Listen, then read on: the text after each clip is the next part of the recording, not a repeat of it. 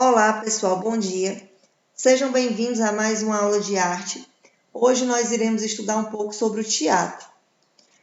O teatro ele é tão antigo quanto a história da humanidade. É possível dizer que quando uma pessoa representa algo ou alguém diferente dela, está fazendo teatro. Ainda que se suponha que o teatro tem origens muito antigas, remontando à pré-história, existem evidências suficientes que afirmam que sua origem real está na Grécia Antiga. As manifestações do teatro evoluíram ao longo dos anos, mantendo-se presentes em diversas culturas. Nas câmaras mortuárias e pirâmides do Egito, por exemplo, existem registros de grandes encenações teatrais, como dançarinos, músicos, procissões, atores mascarados, oferendas e bonecos movidos por mecanismos internos, dando a impressão de serem criaturas mágicas. No Oriente, as manifestações teatrais foram muito ricas e diversificadas ao longo da história. Nas civilizações islâmicas, ainda são comuns encenações atazié, que são encenações pascais inspiradas por um evento histórico e religioso, a trágica morte de Hussein, neto do profeta Maomé. Em muitas regiões, desenvolveram-se diversos espetáculos populares com bonecos de características típicas, sendo o Caragós um dos principais. Trata-se de um tipo de teatro de sombras com origem turca e árabe, que acabou também nomeando uma personagem bastante esperta e que adora trocadilhos. Esse teatro, hoje considerado patrimônio cultural imaterial da humanidade pela Unesco, era a diversão do povo e também da corte do sultão, sendo comumente apresentado em casamentos e festas. O teatro de sombras é uma das formas mais antigas de manifestação teatral, em que personagens, objetos e cenários são projetados com o uso de luz e figuras, figuras recortadas em material transparente, formando sombras sobre uma superfície.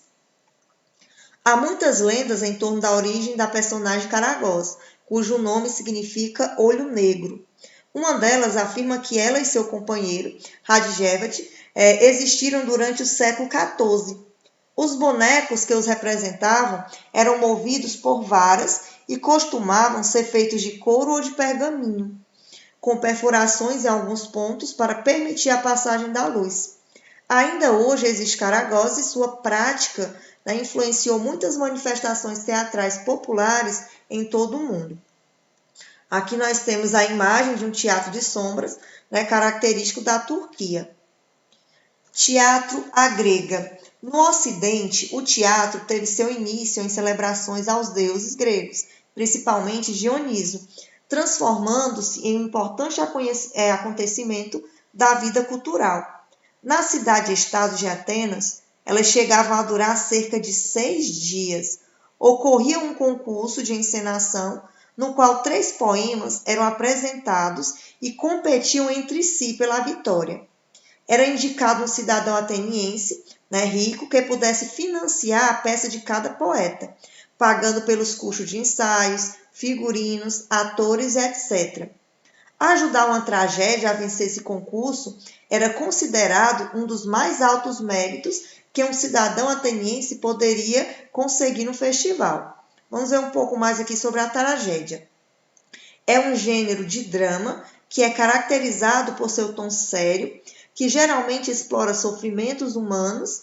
Dentre os principais temas da tragédia está o destino dos seres humanos e da sociedade, que muitas vezes sofre interferência de divindades greco-romanas.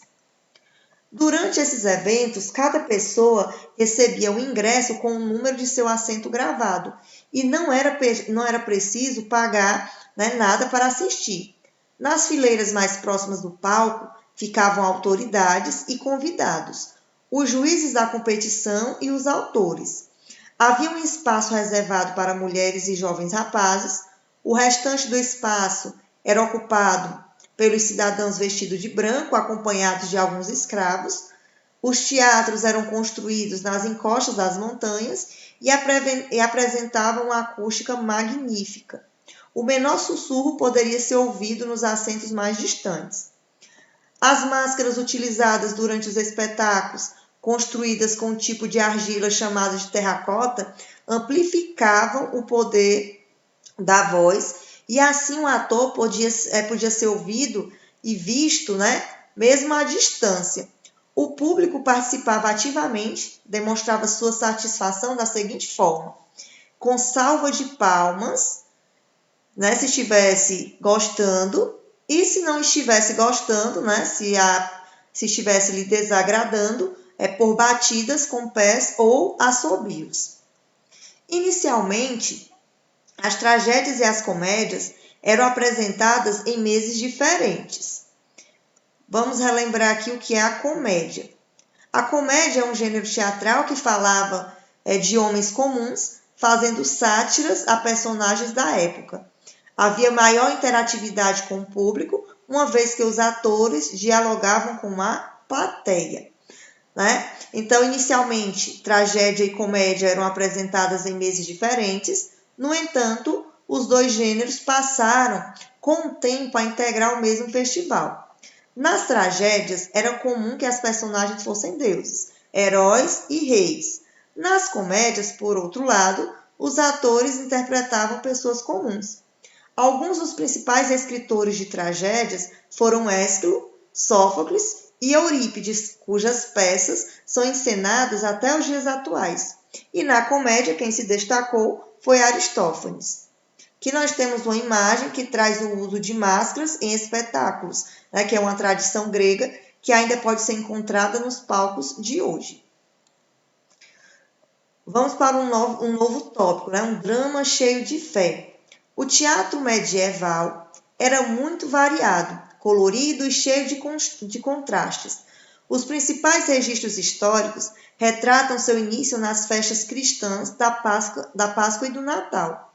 As encenações eram feitas pelos padres e monges nas igrejas, como uma forma de ensinamento religioso, e ocasionalmente contavam com a participação de alguns fiéis.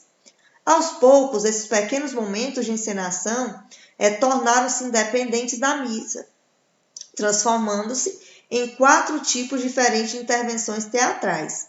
Quais foram elas? Os milagres, os mistérios, os autos e as moralidades. Já a gente vai ver o que significa cada um desses. Assim, o teatro medieval se estendeu por aldeias e cidades, popularizando-se. Existem muitos registros dessa fase do teatro, como textos, músicas, instruções de cena, desenhos de cenários e figurinos e etc. O que são os milagres? São encenações simples que apresentavam a vida de santidades ou situações de intervenção milagrosa. Geralmente eram apresentados nas igrejas. Os mistérios ou paixão, a mais forte, é uma das mais fortes manifestações do teatro religioso medieval, cujo tema principal era a paixão de Cristo. As apresentações aconteciam nas praças, sobre tablados, com uma sequência de cenários simultâneos, atraíam multidões e duravam dias. Os autos, eles representam a evolução dos milagres e dos mistérios, contando histórias em que ocorria a intervenção de santos nos conflitos humanos. Para isso surgiram também as alegorias, que traziam os vícios e as virtudes humanas interpretadas na figura de pessoas. Moralidades eram peças curtas com forte presença das alegorias, basicamente contava a história dos conflitos humanos entre o bem e o mal, com a intenção didática de transmitir lições morais e cristãs que deveriam ser seguidas. No Brasil, um auto de grande destaque é o Morte e Vida Severina, de João Cabral de Melo Neto, que é interessante destacar também que os gêneros medievais de teatro foram utilizados no período colonial como meio de catequização dos indígenas.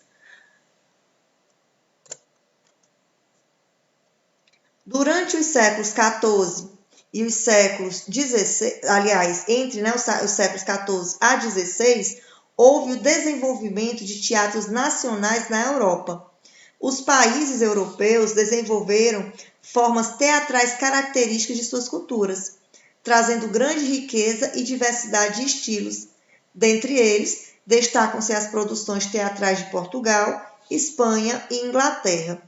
Em Portugal, o dramaturgo Gil Vicente fez sucesso com várias de suas obras, em especial Alto da Barca do Inferno, no qual todas as personagens estão mortas e cada uma delas deverá enfrentar seu destino.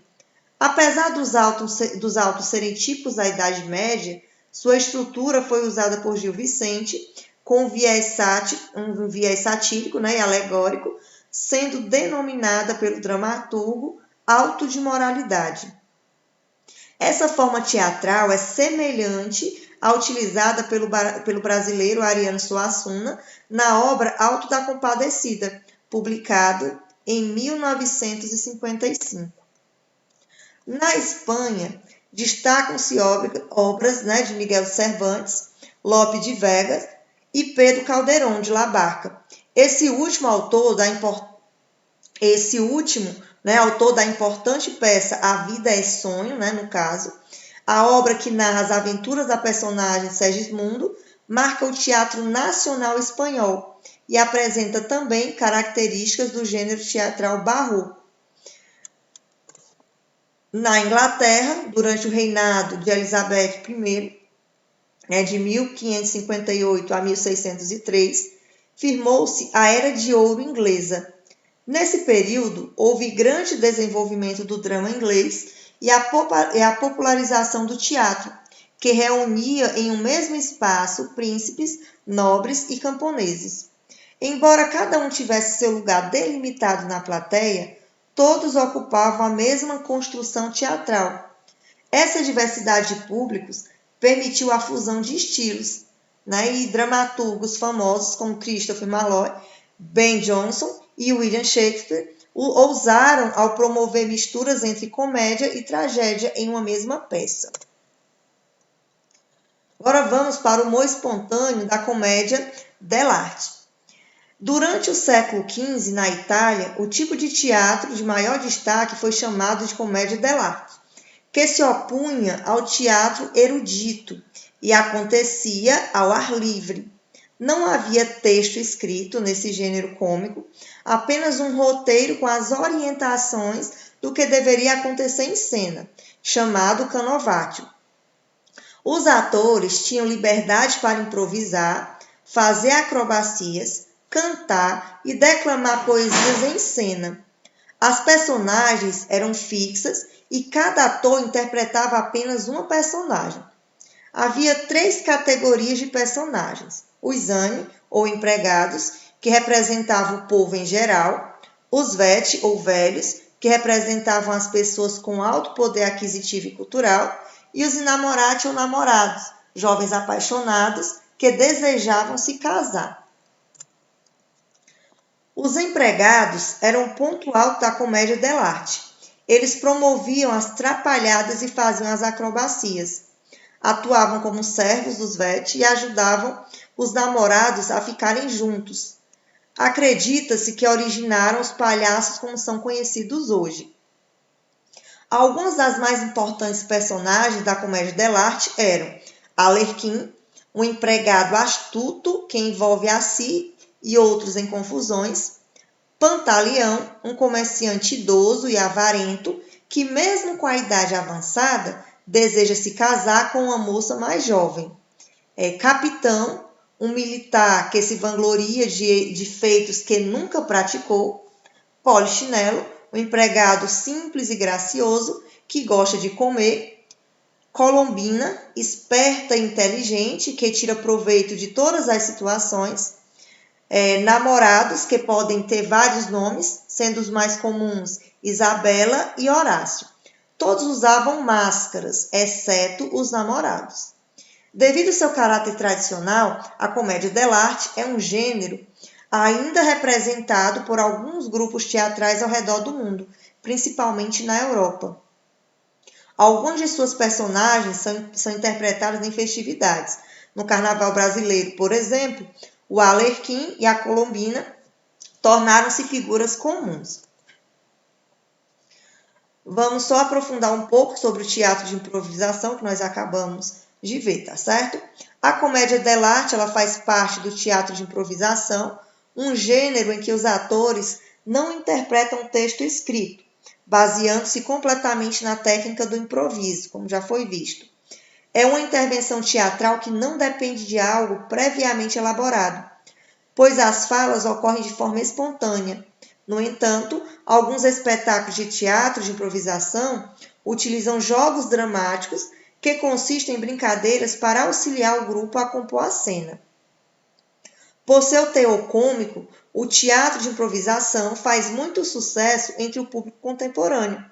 No Brasil, alguns humoristas e grupos teatrais se utilizam dessa técnica para estruturar os seus shows. E o sucesso do gênero até já rendeu alguns programas de televisão e webséries. Tá certo? Então, nossa aula de arte encerra por hoje. Espero que vocês tenham compreendido um pouco do que foi repassado para vocês, tá bom? Assistam novamente a videoaula se necessário. Em seguida, vocês irão fazer a atividade que será disponibilizada no grupo do WhatsApp. Tenham um bom dia e até a nossa próxima aula.